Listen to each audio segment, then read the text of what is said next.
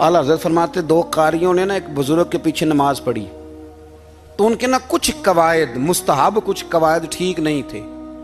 तो कहने लगे शोहरत तो बड़ी सुनी थी पर बाबे को तो कुरान भी सही नहीं पढ़ना आता। ये आला हज़रत ने लिखा है, छोड़ो जो ये भी को बली है।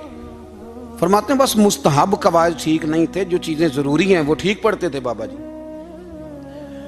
अब उन दोनों ने तनकीद की दिल में और बाहर निकल गए, एक दूसरे से कहने लगे यार कितना सोच के आए थे पर ये तो कुरान पाक भी ठीक नहीं पढ़ते।